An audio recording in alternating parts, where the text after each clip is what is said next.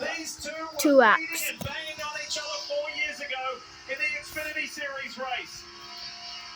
And it was Briscoe who came out on top. Now look at Kyle Busch on that low line. And he hits the wall. Briscoe hits the wall. There is nothing between these two at the end of 500 miles. 1 lap to go. Presented by Credit One Bank. Come on. Can Come Briscoe hang on. on? Henry. Or has Kyle Busch got something? Both guys are going to break a No, very it's gonna happen. winless streak. But who will it be? Kyle Busch throwing everything at Chase Briscoe he can. Oh It's a no. win, and you're in.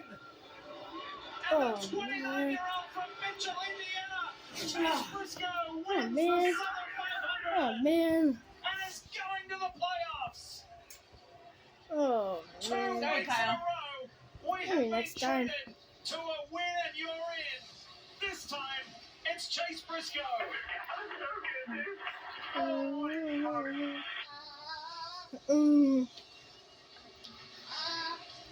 Kyle lost. In second. How cool is that? There's only 10 races left from here on for the Stewart-Haas Racing Corporation. And Chase Briscoe just raced his way into the playoffs. That's how much it means right there. He's in tears. I just won the Southern 500. That's what it's all about. Look at this. It's shaking. I mean, he had two of the very best in our sport that he had to beat. He made it happen. Credit to Kyle Busch. He gave it everything. That was an amazing final run. But it's Chase Briscoe who prevails. His wife Marissa is having twins in October. What an end to 2024 it is for the Briscoe household. You like that one, Stevie? What a battle. What a battle. You said it. To win the Southern 500 is one thing. To do it with the pressure, knowing that Stewart-Haas is going away in 10 races is another, and then to cap it off, to hold off, you know, Kyle Busch, 63 wins, 2 championships, that resume chasing you down, it's just quite amazing. And we see this out of Briscoe, this raw talent, when he gets the opportunity, he puts it on display, and these fans in Darlington all standing and cheering him on as he salutes. I love the classy backwards victory lap.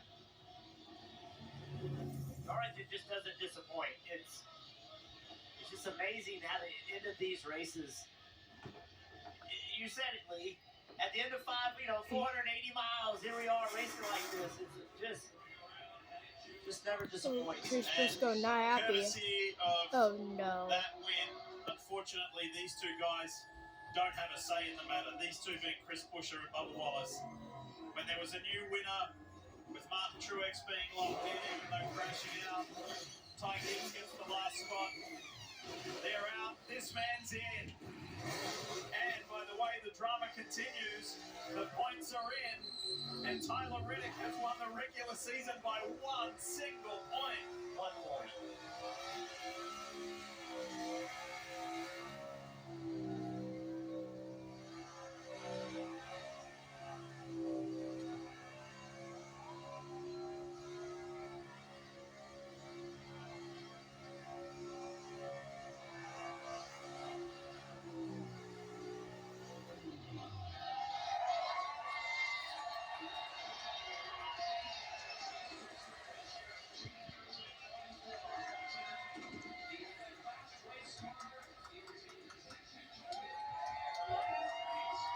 A win for the ages at Darlington. Chase Briscoe and Stewart-Haas Racing are in the 2024 playoffs.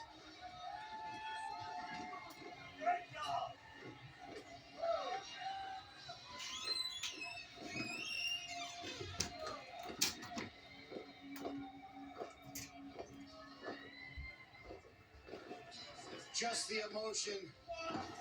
Unquestioned the biggest win of his career.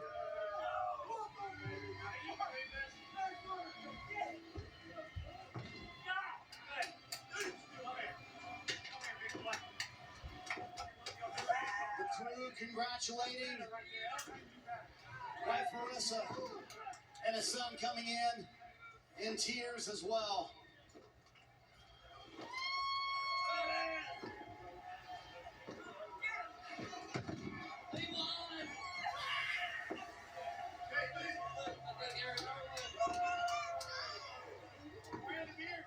Chase, how much of this was for you and how much of this was for the 300 plus employees at Stewart-Haas who don't have a job at the end of the year? Both.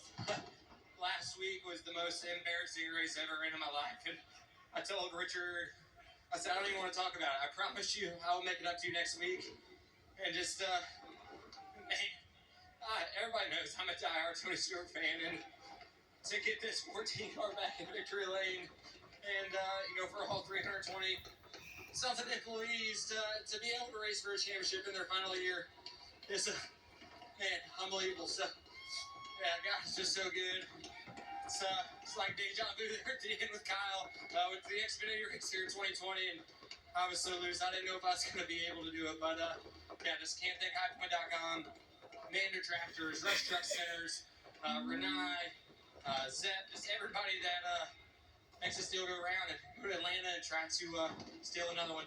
What does it say about you and the entire 14 team that you never, number one, gave up, but number two, never quit on each other?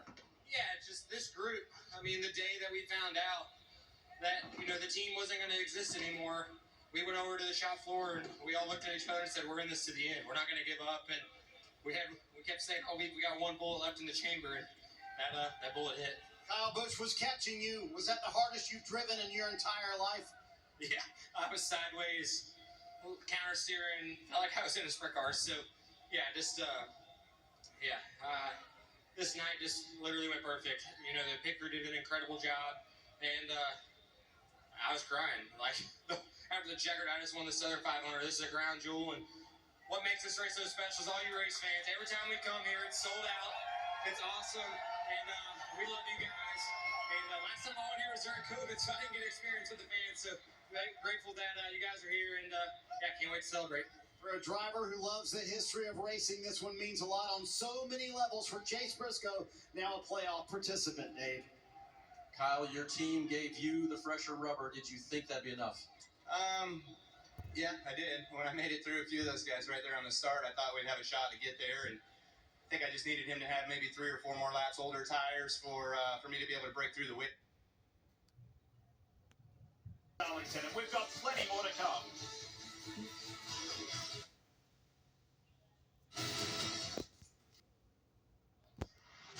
Welcome to the NASCAR America post-race show presented by Progressive.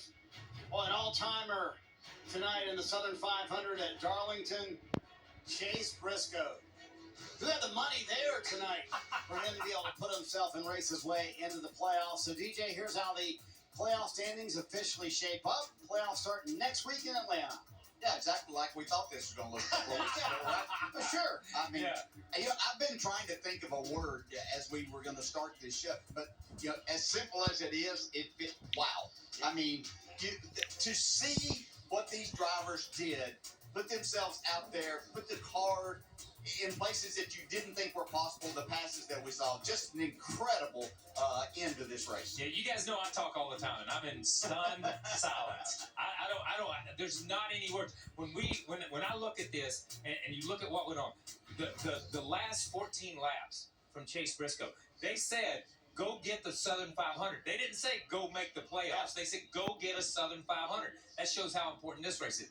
You saw Kyle Busch prove once again why he's one of the greatest race car drivers that ever sit in a car. He put that car on his back and ran it up there. Couldn't do anything with it once he got there, but it was fascinating to watch the talent and to watch the desire and then put everything on the line, lap after lap after lap for those final 14 laps. So of all the Darlington races you have watched, DJ, where would you rank this performance by this 14 team and Chase Briscoe tonight?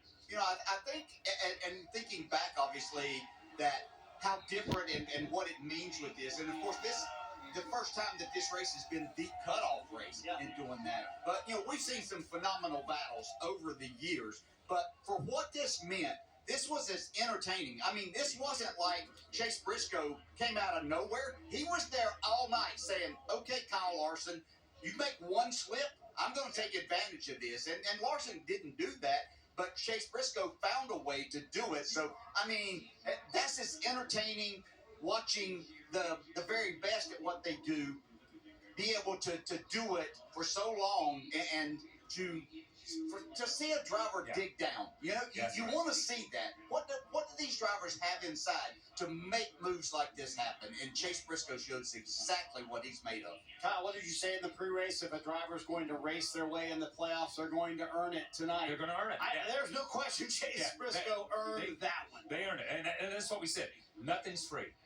There's no free lunch. And these guys realized that, and they went after it. What's fascinating is we live in a time and are very blessed to watch this sport in a time when this race matters. Every lap mattered. When Dale drove, when Pearson drove, if we go back in time, it was all about coming in here, beating the racetrack, and beating the rest of the competition. There were 15 different scenarios during this race that we had to follow. So many different storylines. It wasn't the guy that was leading the race. We're talking about the guy that's running 25th. When's he going to get in the top 10? When's he going to move into points? When's this going to happen? It was as entertaining a race. Listen, I think they ought to run, when we get to the playoffs, they ought to run 10 races, and they all ought to be here at Darlington. all 10 of them. That's the way it ought to be. That would be entertaining for me.